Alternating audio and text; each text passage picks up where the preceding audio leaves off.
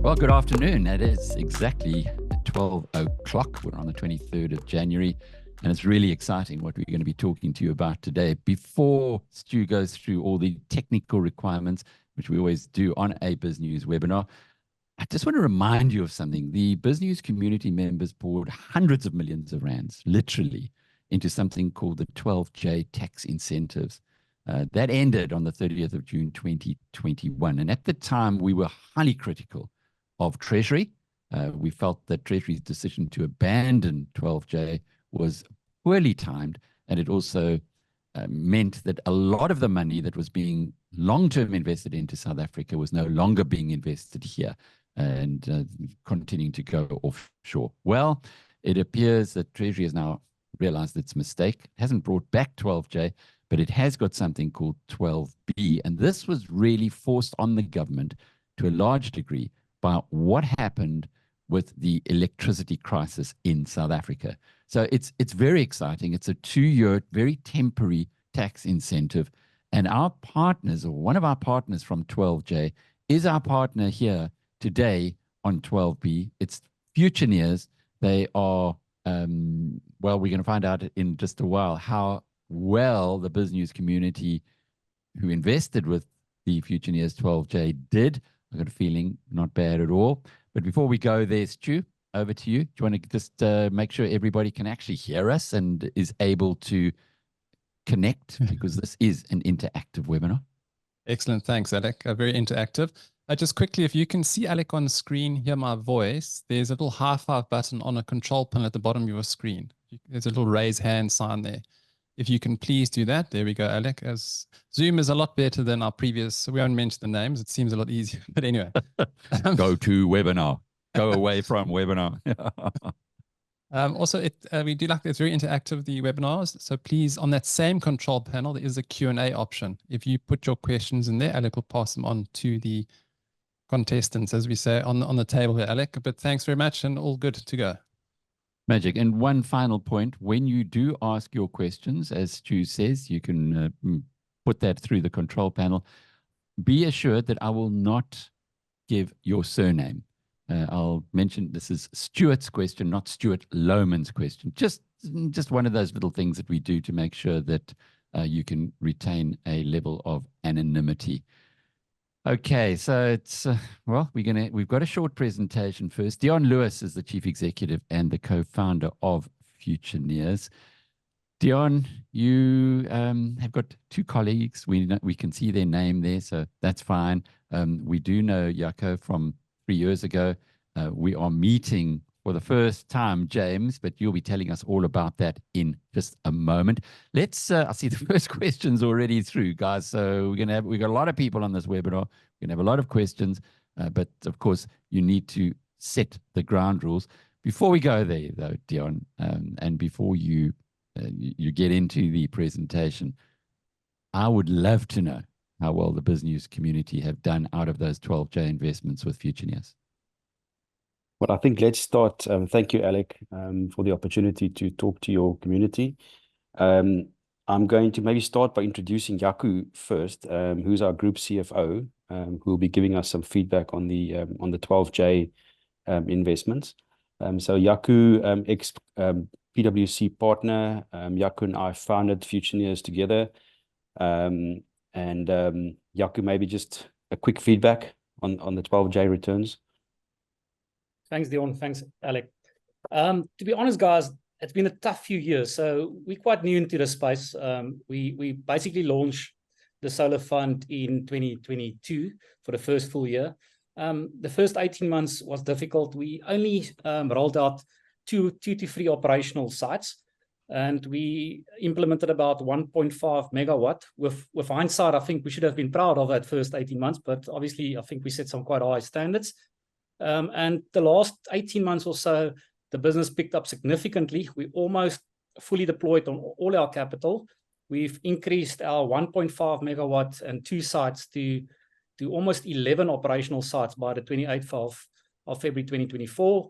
I would say we've basically deployed 90% of our investors' funds, which is fantastic for a fund manager, because it's basically one of the main challenges in that space. You'll learn today that it's totally different with 12B, but for 12J, you are allowed to sit on cash and only deploy it after 3 years. And it's very difficult deploying those assets. Just from a return perspective, the last year we paid a dividend. That's an after-tax return of 7% to our investors. And we're on track to meet their targets of a 15% after-tax IRR over the 5-year period. So all going well, Alec. Magic. Okay, Deon, you can see on the screen now, we have the second slide of the presentation, which also shows us that James and Ricky are part of your team. Thank you. Yeah, so on that note, Ricky Heiser, unfortunately, is not able to join us today, but Ricky is the CEO of a company called AEC.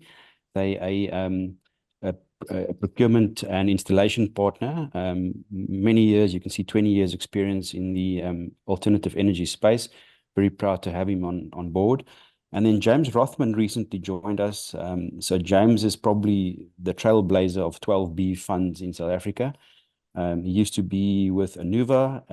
He launched the first 12B fund in South Africa. I'm proud to have him on our team. Just tell us about those nicknames. The executionist. At least it's not executioner. Yeah, just as one of Jaco's short punts to sort of explain where the expertise lies for these different individuals. Magic. And just to put that up your first screen, because some poor guy, not some poor guy, but somebody in the design department spent a lot of time putting that together. So we can't have the presentation without actually showing it. But it kind of gives us an insight, doesn't it, Deon, into what 12B is all about. There's solar panels. Yeah, I think the prevalent point on this particular slide is the fact that this is a portfolio that consists of a number of assets, which we'll get into the detail. But yes, I mean, it's solar plants, some of them linked to battery-tied solutions, some of them grid-tied, some of them hybrid, a combination of them. All right, so let's hit it. Let's get our presentation going. We know James, Jaco, and Deon are here. Ricky isn't. Do you want to take us through anything in particular on the first slide? I think important, obviously, the fact that, you know, we've raised more than 500 million in capital. As you've pointed out, Alec, we've worked with you guys before. Some assets in our fund that will probably be known by some of the investors. The Pearl Valley Hotel, one of our leisure assets, which was one of the assets that we worked with you guys in 2021. Now doing great after COVID. Proven track record in terms of what we've been doing. And then combined, over 12 years experience in 12B, if you combine the experience Jaco and I has with that of James. Quite something if you consider that 12B's just been launched. And just before we move off it and onto the rest of the presentation, it is temporary. 12B is only going to be 2 years. Are there any indications that government might increase this? Yeah, so just to clarify that, so 12B is the 100% deduction, and 12A has been extended by government, which is the 125% deduction, which is for this year and the next tax year ending February 2025. Then it will probably revert back to 100% deduction. We don't know. They might extend the 125, but that's what we're pointing today out. And yeah, so it's currently 125. So we get an extra 25% benefit, incentive, because we're in a crisis situation on electricity. Correct.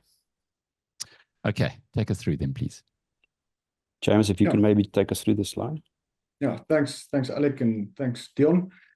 So yeah, I think, you know, a lot of the investors, as Alec and Deon pointed out, is already familiar with Section 12J, and we thought that it might be a nice idea just to compare these two funds, because when I started the first 12B fund back in 2021, the idea was really to give it the same feel of a Section 12J fund. But there are important, I think, differences that's important to point out. So Section 12BA is government's enhanced renewable asset allowance that Deon just pointed out.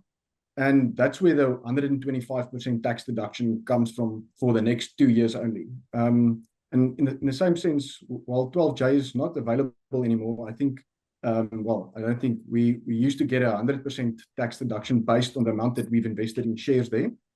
And the other main difference is that 12J was limited to 2.5 million rand, where with 12BA and 12B, there's no limit whatsoever, but the assets needs to be operational by the end of the tax year in which you want to get the tax deduction.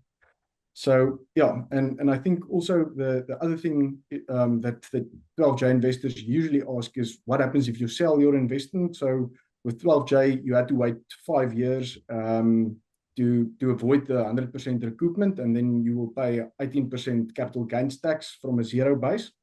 But with 12BA, it's a little bit different. So if for the next 2 years, if you sell your 12BA investment, there will be a full recoupment of your full tax saving of 125%, where if you wait that extra 2 years until after 2026, you'll effectively have a tax saving if you sell your solar assets after that period of time.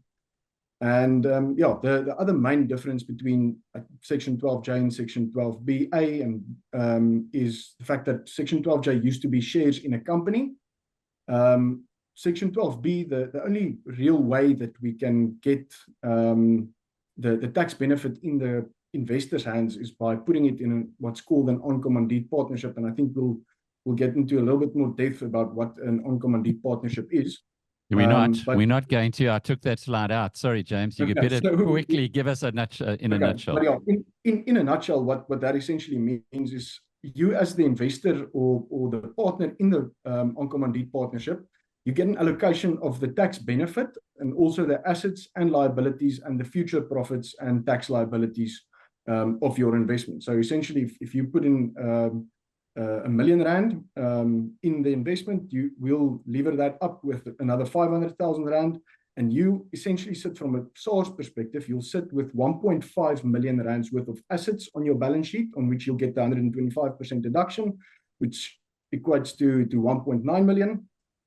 But you'll also have a liability on your books, and then you'll also get an allocation of the profits and the tax consequences in the future. So I think, yeah, that's as easy as we can get it in a nutshell. No, good stuff. And I'm sure that there's more detail if you want it. But the important thing here is that a lot of people get nervous about structures. This structure, though, it's legal. It's 100%. It's not something that you're ever going to have to worry about. SARS is not going to change its mind, and suddenly you're going to have to pay in money that you didn't anticipate. Yeah, absolutely. I think En Commandite Partnership structures have been used in private equity for many years in South Africa and all over the world. And, you know, there's the added benefit that, you know, from a SARS perspective, it's not a taxpayer in itself. So the tax benefits flow through to the limited partners.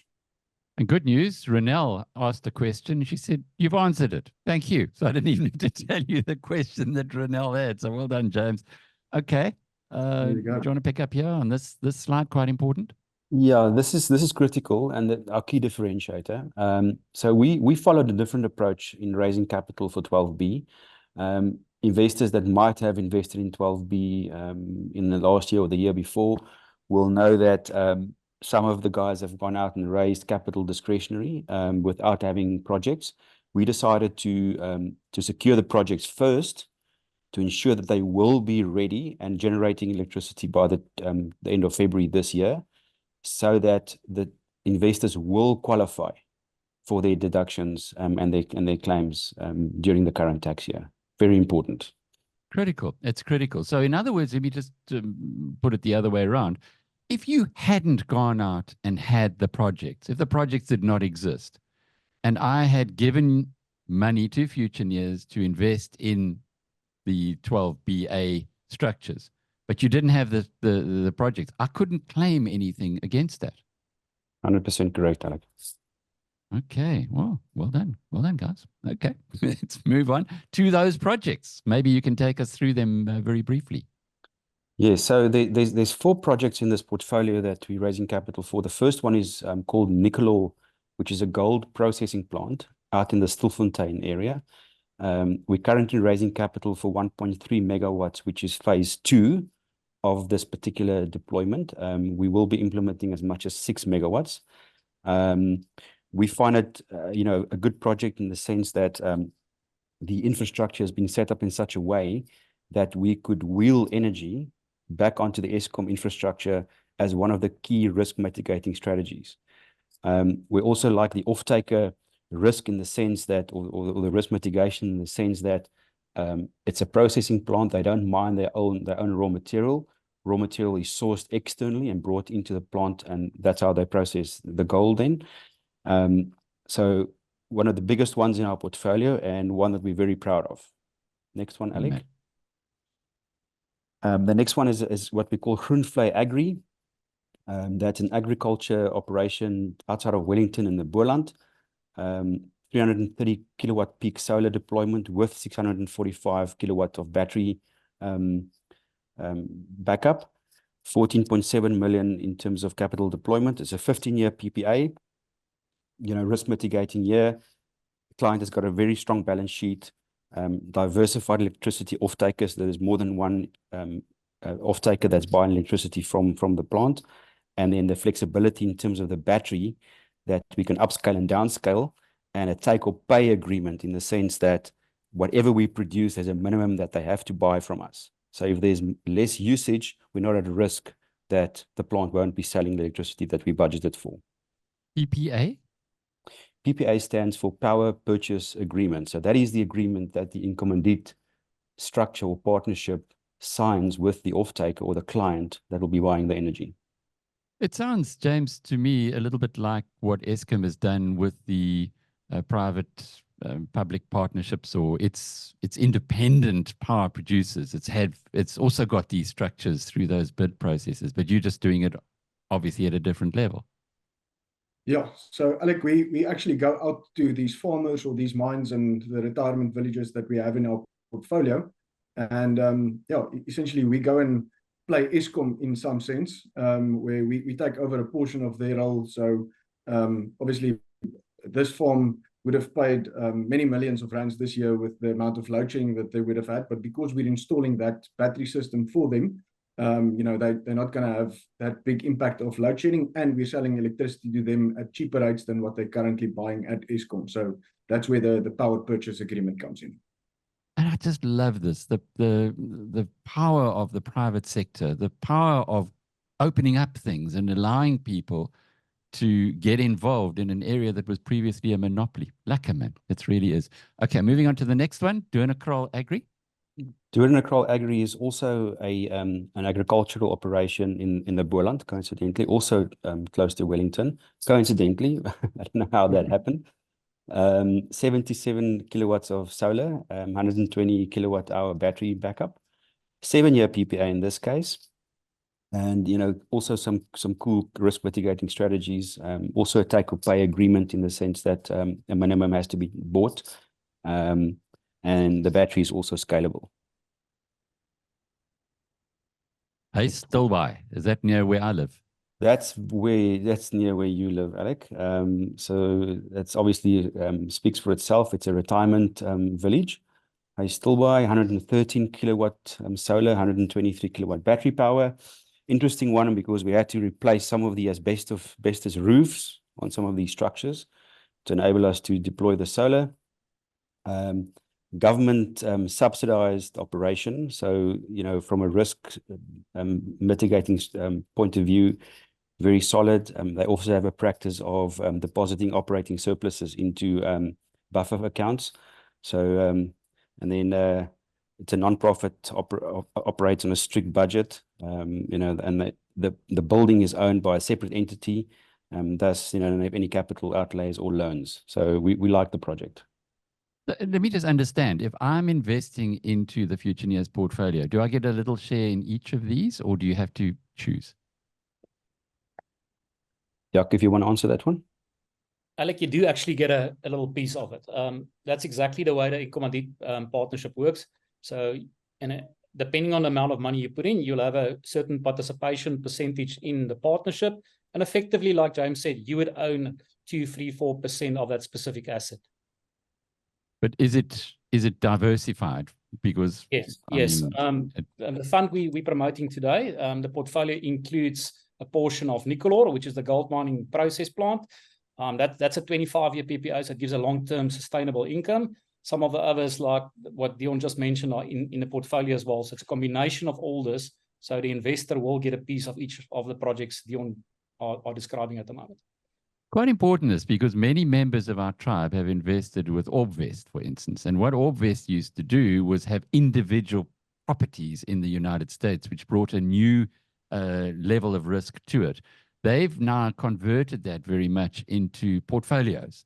And we know that our community members are much happier with the portfolios because if one property doesn't do as well as anticipated, at least it's diversification, isn't it? Mm.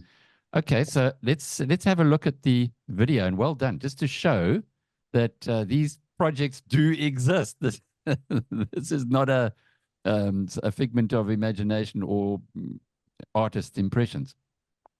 Yeah, so that what you're seeing there is Nicolo. You can see some of the ground mount installations in process there. This is Groenvlei Agri.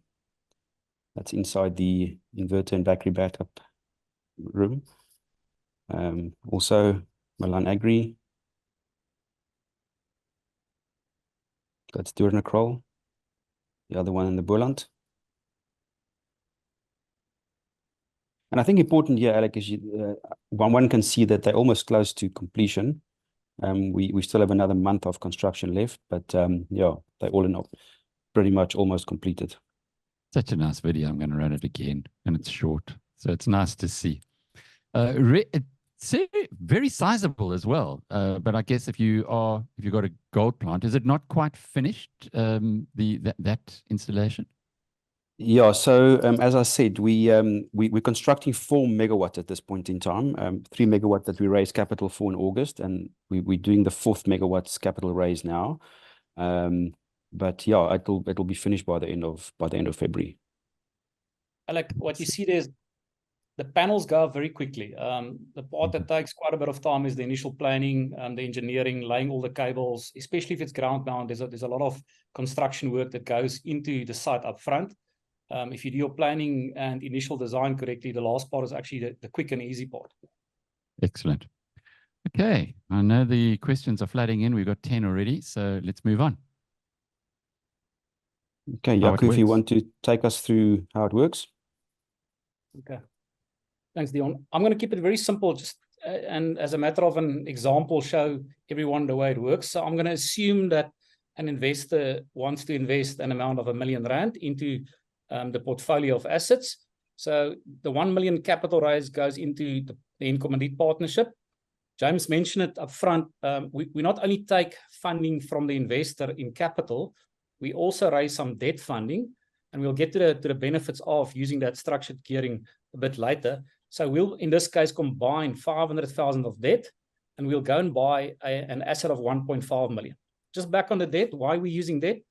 The main advantage of Section 12J, Section 12B compared to 12J is where you got your tax benefit or deduction in Section 12J on the amount you actually invested into the company, which was shares. The main difference now is you get your benefit on the asset value that we actually construct. So for R1 million investment, if we add some debt to the structure, we can build an asset for 1.5 million, and the investor's benefit is actually calculated on the full 1.5 million. So in this example, the investor invested R1 million. 125% allowance is for the next 2 years of the value invested. I'm assuming a 45% effective tax rate for the investor.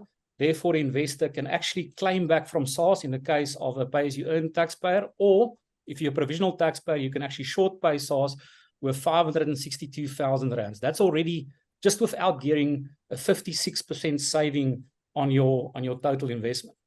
As a result of adding that gearing and purchasing a larger asset, we've added another 500,000 to the asset. The same formula applies, and the investor gets an additional 281,000 deduction on a 45% tax rate. So in effect, we're adding a 28% return on investment in the first year on the capital purchase. And the significance of this is that your investor gets almost 85% of the total capital outlay back in year one.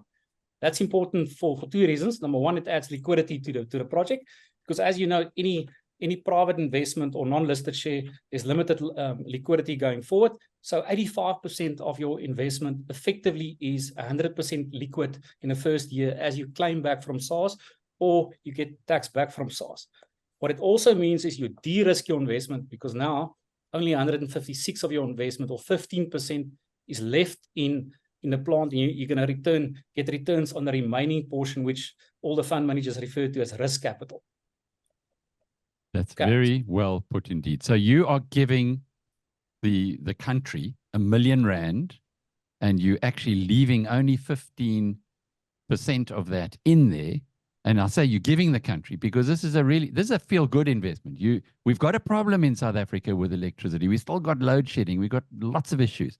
This is a way that you can benefit the country's challenge of overcoming load shedding on the one hand, and you're being paid by the government who says, geez, we're in a crisis, guys, help us out here. And that's the way you're doing it. And as you say, all right, you'll have to wait for SARS to give you that money back.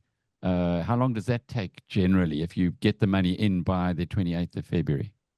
The key thing is to get your tax return in as quickly as possible. It will take a few months. Unfortunately, that's the way SARS work. But most investors are provisional taxpayers. So you actually take control of your own destiny. You actually short pay SARS now at the end of February. So you actually don't claim it back. You never pay it over to SARS, which is the position you want to be in. Magic. Yeah, this is a little detailed, and I don't like detailed slides, but I'm sure you can uncomplicate it for us. Okay, I'm gonna simplify it. Alec, you used a very good word. You're leaving 150,000 of your investment into the structure. On the one hand, it is correct because that's your risk capital, what you're going to get exposure to.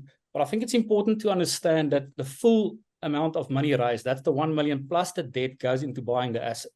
So the full 1.5, you've got an asset on your balance sheet of 1.5 million. That asset then are used in a power purchase agreement with an off-taker, and that asset is going to generate cash coming back to you. Now, I think it's quite complicated in a Section 12B environment because the cash needs to be used firstly for operating expenses. There are some debt in the structure, as I mentioned up front.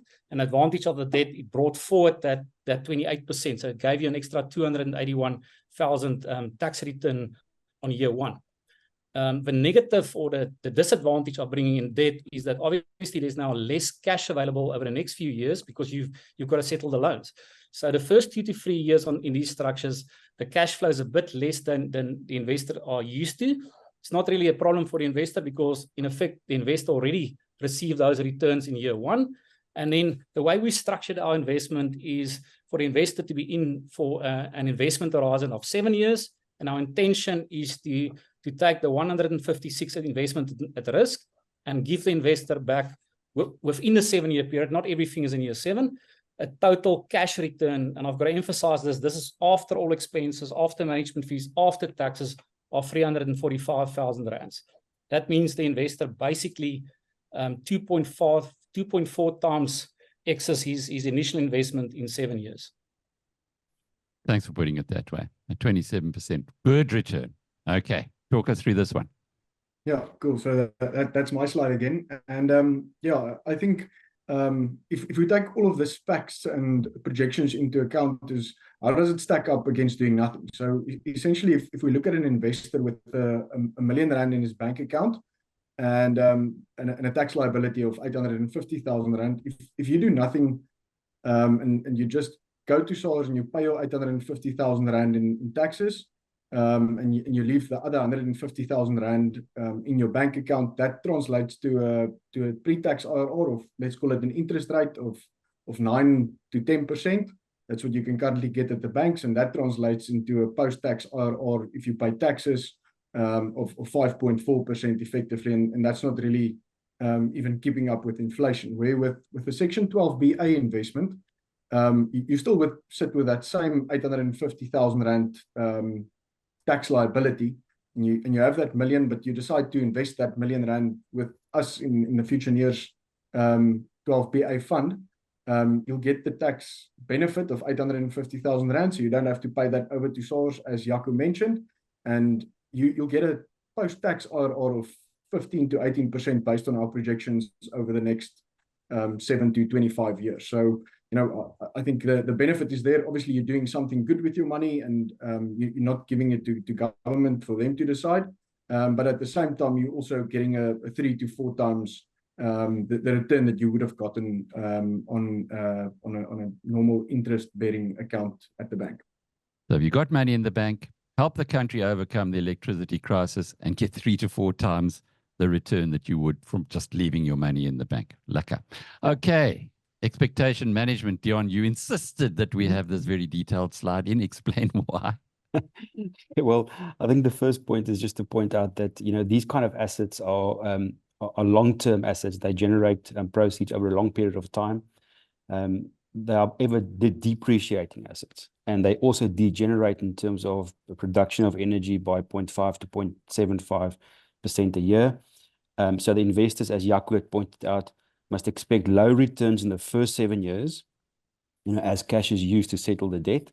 But the downside is the fact that you've got debt, the returns are lower. However, that 28% booster that you're getting in year one makes up for the fact that you've got slightly lower returns in the first 7 years. Importantly, that these structured investment, especially with debt, favors investors with a high tax rate of 45%. There's a direct correlation between your tax rate and the returns that you'll be getting. However, we've got solutions and products for investors with tax rates between 36 and 41%, and we request investors to talk to us about that specifically.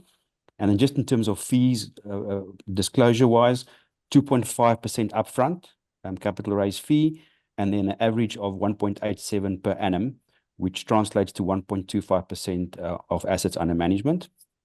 And then performance fees on a project-by-project basis, and we only start taking performance fees after year 10, which incentivizes longevity of the projects.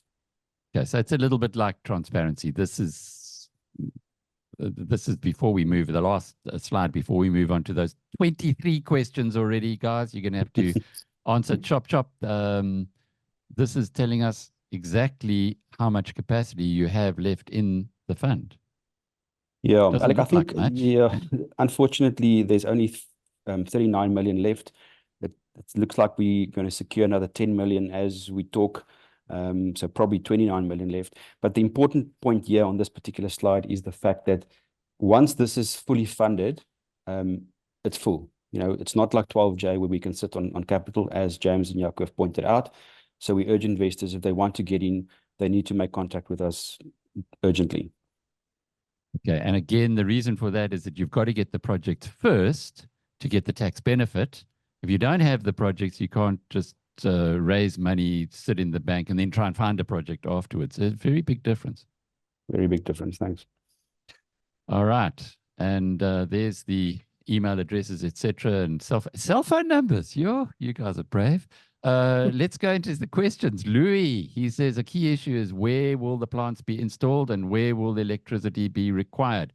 The issue is that the distribution network is designed to transport electricity from north to south. So the reverse transport is problematic. Ideally, the investments and demand must be regional. How will you manage this? Yeah, very good question.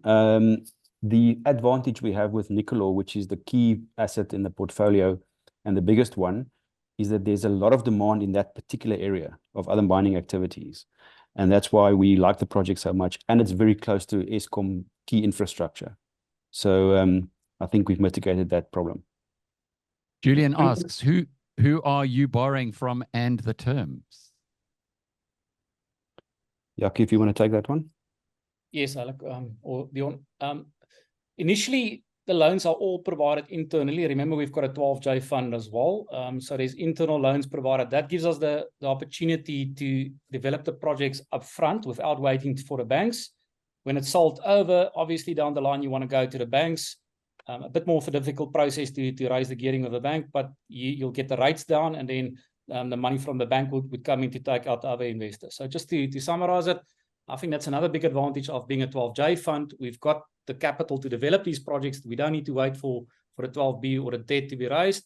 We get the projects to commercial operating date, install the projects, and down the line, we'll raise debt gearing. But we don't need to go and raise the debt. I think that's a big differentiator as well. All the debt has already been secured. Some of it is provided through the 12J, and there's some other providers as well. For example, an interesting structure is, and James can expand this, on Doornkraal. So we got 26 questions, guys. Quick one. The EPC, the guys that's actually developed the project, are providing 210,000 as well as the off-taker. So that gives a bit of skin in the game for the other two parties as well. Laura says she wants to know, you said you raised over 500 million in capital from investors, including yourselves. What's the average individual investment from a high net worth individual? Did I take that one as well? Okay. Yeah. That's different in 12J. In 12J, there were certain limitations. So you've got a few companies. There's quite a few companies in our structure that invested 5 million. The biggest investor in the structure is actually myself. I'm not going to disclose that one on the air, but it's a substantial amount. And then the guys vary. We've got investments from 1 million to 1.5 million. So the investment sizes in the individual 12J is on the larger side, 1 million upwards, while we're expecting some smaller investments in 12B because your benefit is so much bigger than 12J. Well, that's a good endorsement. You're a chartered accountant, so you know how this thing works, and you're the biggest investor. Moiso. Andres wants to know, he says, using James's example, if I invest R1 million now, I will get a deduction of 1.9 million this year, ignoring the tax saving and deduction.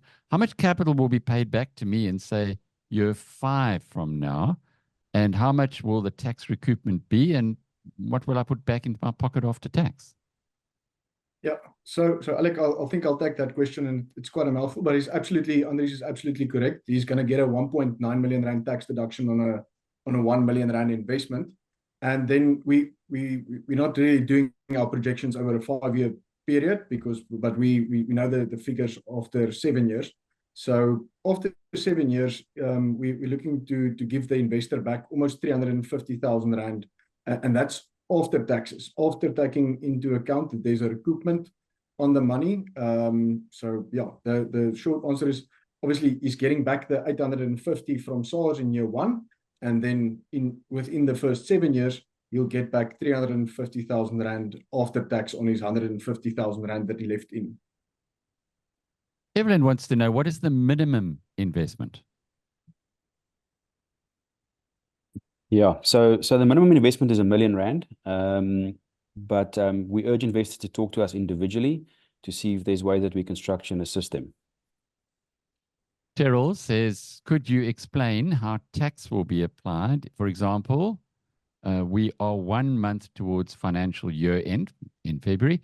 I've been contributing PAYE for this year to date. If I take R1 million of my investments and invest in the 12BA by the end of next month, how will I recoup that 125% tax benefit, seeing that I've already paid PAYE for this year? Right. So yeah, I'll take that one, Alec. And yeah, that's the nice thing about 12BA. It's really one of the few things apart maybe from retirement annuities that you can use to actually get your PAYE back. So if that investor puts up a R1 million investment before the end of February next year, sorry, not next year, next month, before end of February next month, they by the time that they have to do their tax submissions come the 1st of July, when tax season opens up, we'll give them everything they need to submit to SARS. So that will include a partnership income statement and balance sheet and financial statements, and also a guide in how to claim that deduction back from SARS. And then they fill that in, and if SARS asks questions, we'll give them all the information they need. But in some cases, they don't even ask any questions, and SARS will literally pay them back the tax refund into their own bank accounts. Yeah, that's a goodie. What if the operator fails, asks Julian. Very good question. I think that's the core risk of any solar investment. So you're dependent on your off-taker. That's why screening of the credibility of the off-taker is so important. However, very important is what Deon mentioned at Nicolor. So let's assume the off-taker fails in 3, 4, 5 years' time. We've got the ability then to pump that energy into the Eskom grid, and then we can sell it to anybody else. So there's a lower risk when you can connect to a power station and wheel the energy. And Nicolor is the biggest part of this portfolio? Correct. How big? What share does it have of the total portfolio? It's about, James, you can answer this one. 56% of the portfolio is in the Nicolor plant. Yeah. Louis says, I see my question was perhaps premature. All the investments are specific to a current business. So dear, wants to know, what is the level of risk in terms of damage to those solar panels from heavy wind and debris? They seem to be at the mercy of the environment. Yeah, very good question. So all of these plants are obviously insured, and the insurance is built into the operating expenses of these plants. So we are covered for any risk, albeit theft or damage, as a result of winds and storms. In fact, one of our existing plants at the end of last year in Johannesburg, just outside of Pretoria, was one of the roofs were blown off and deposited that piece of roof on the solar plant. And the insurance paid it out and it was fixed. Terrell's got a follow-up question. Is there surplus energy from any of these sites? And if yes, does Futureneers inject the surplus into the national grid to alleviate the power challenges we see in the country? I'll take that one. The simple answer is no, there's no surplus energy. Our philosophy on design is you design it and scale it in such a way that you can sell all the energy that you generate to the off-taker. And we also enter into legal agreements that whatever energy we produce, we sell to the off-taker. The reason is you always prefer to sell to the off-taker because the rate is better than selling into Eskom. Eskom is just seen as a backup if you can't sell to the off-taker. But the point here is if you weren't selling that electricity to the off-taker, then they would have to get it from the Eskom grid. So you are making a contribution to the country. An anonymous attendee asks this question. Post initial investment, is the return you earn a profit share subject to marginal income tax rates, or is the return dividend in nature and then subject to dividend tax? Yeah, that's a very good question. And yeah, because you're in a partnership, you're allocated a proportion of the profits in that En Commandite Partnership, and you will have to pay income tax on that. So it's not a dividend. It is actually a profit before tax, and that will be included in your income for tax purposes, and you'll pay tax on that. If you're a 45% taxpayer, you'll pay at 45%. Just explain that then. How does that affect the return calculations? Yeah, so obviously, I think all of the returns that we show in this presentation are after tax. And that's the reason why I think you can't really show the tax benefit and not show that you will have to pay taxes again on it in the future. So the 15 to 18% after tax IRR is after tax. But yeah, the investors will actually pay taxes in their own personal capacity. Johan wants to know, how does this compare with what Geltec is doing in the solar renewable space, and specifically, especially for investors that are already invested in Geltec in the 12J era? James, I'm sure you know Geltec well enough. Yeah, no, we're in constant communication, and we're good friends with Jonty and them at Geltec. So yeah, the fund by coincidence really is very similar in terms of like the capital structure. So they also take on 34% debt. There's some other funds who don't take on any debt initially, and then there's funds who get it even higher than us. So yeah, I think with what Jonty and them are doing at Geltec, they're also piling into the bandwagon, and we offer a very similar product. I don't think they currently have any assets available. But yeah, they're still looking for assets where we currently have assets available. That would be the main differentiator, I think, at this stage. Yes, says, what measures are being taken regarding global warming? For example, how did these sites hold up in the recent Cape worst in living memory storms, and 2003 being the hottest year on record? Yeah, Jaco, I think if you can take that one. Are you deferring all the difficult ones to me, Deon? Some of the sites are only going live now in February, so I can't speak about those sites. Good question. These things are built quite sturdy. You get freak accidents and all of that, but you've got to ensure that. But overall, it's quite a predictable industry. Solar panels and stuff has been going for, it's a mature industry. They produce over 25 years. There's normally a 0.75% degradation. So it's you can estimate it quite accurately what it should. And you can never plan for a black swan, but overall, it's a very steady asset. I suppose insurance plans for the black swan, doesn't it? It does, yeah. Mark asks, will this webinar be emailed out or available online? It will most definitely be available online. You might actually be watching this on YouTube if you're not watching it live. Julian says, if it fails, am I online for the debt portion? James, Yeah, so I can start off with, and Jaco, you can probably chip in, but yeah, so one of the requirements in terms of the Income Tax Act is that the investor needs to be liable for the debt in their own personal name. So obviously the type of debt that we've structured in the fund, we don't plan to go back to the investors to ask them to put in any additional capital, but from that perspective, from an income tax perspective, they need to be liable. And so in a very terrible worst case scenario, we need to be able to go back to the investors and ask them to put in some capital to service the debt, but we don't really foresee that. I think especially given the lower gearing ratio that we have, and the type of debt that we've structured in the fund, the chances of that happening is very, very slim. Witzer has got a question. He says, would you invest in government Model C schools with asbestos roofs with a 7-year PPA? Yeah, it's a good question, Alec. We've looked at projects in schools a while back. The problem is that depending on the configuration of the solution, 7 years in some cases is not long enough, where the PPA rate, for example, is under pressure. But there's another problem that most schools are not allowed to sign long-term contracts. So it all depends on the nature of that school, but we will look at it. Leon wants to know, are Futureneers registered with the FSCA? Yes, very good question. We are, and we will make the FSCA number available to you after the session. Ernst wants to know, can companies also invest? Alex, yes, companies can invest.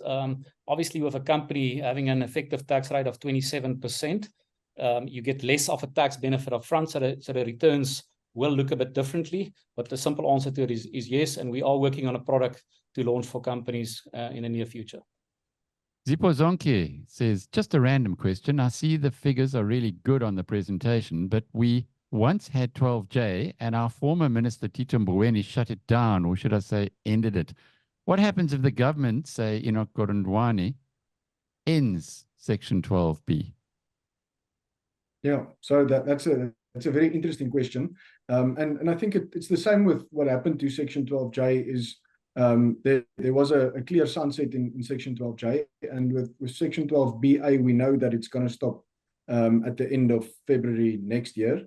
But that wouldn't impact the tax deduction that you're getting at all. So SARS hardly ever goes back and changes things retrospectively. It's usually just going forward. So we have this next 2 years, that they can potentially still stop it for the next tax year. But for this tax year, it's written into law, and if you have the assets, you can claim the deduction. Michelle says, what if SARS fails? Yeah. I don't think that they're probably the best government operated entity. And they have a monopoly. Yeah. A monopoly on raising our money. Okay, Deborah says, on an example of R1 million in Section 12BA, how much do I have to pay monthly by debit order? And how much lump sum must I pay annually over what period, like I'm paying with Section 12J? Yeah, I think if I can answer the first section of that question, and then James can answer the second section, I would assume that in this particular case, she had taken out a loan to make the investment. In this particular investment structure, these are cash investments. So depending on your tax rate and your taxable income, we will suggest the typical investment number for optimal deduction, but that's a lump sum investment that has to be made before the end of February 2024. So you would take a loan, presumably with your bank, put in the lump sum, repay the loan to your bank, but then you've got another interest charge that comes on top of it. So I guess you got to really think about that one carefully. Yeah. Daniel's question, how does one disinvest after 7 years or later? James, you want to handle that one? Yeah. So I think, Alec, obviously it's a private equity investment, which is illiquid in nature. And what we're trying to do is, like, we did the numbers, and we're quite confident that after year 7, we can either go to a bank or sell the whole portfolio, or do like some kind of management buyout.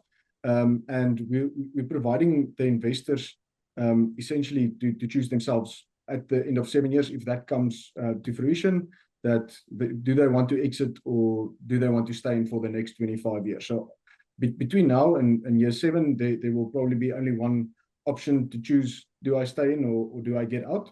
But yeah, it's not a liquid investment, and you can't just decide today. It's not like a stock market where, you know, I decide to sell my shares today or tomorrow.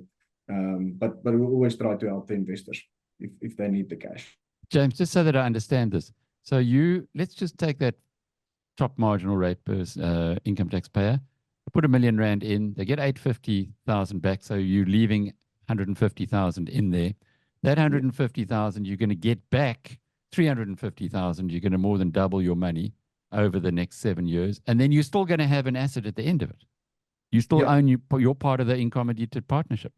Yeah, so we're projecting that you'll get around 1.6 million rand over the next 25 years in after-tax earnings, after tax, after fees, after interest, after settling debt.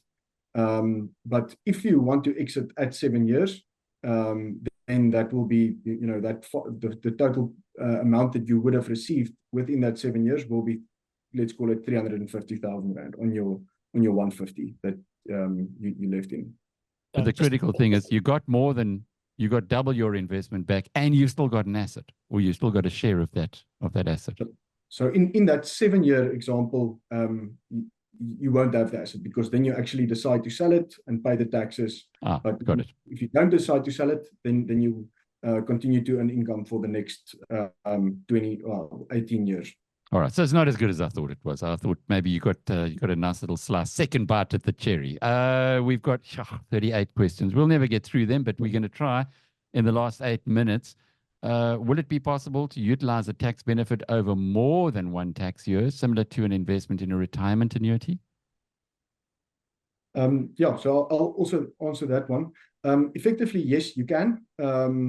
But the advantages of doing that, like let's say, for example, you have a 1.5 million rand taxable income, to make a 3 million rand investment now wouldn't make that much sense, because you know, there's portions of your income on which you'll only pay 18 or 27 or 36% tax.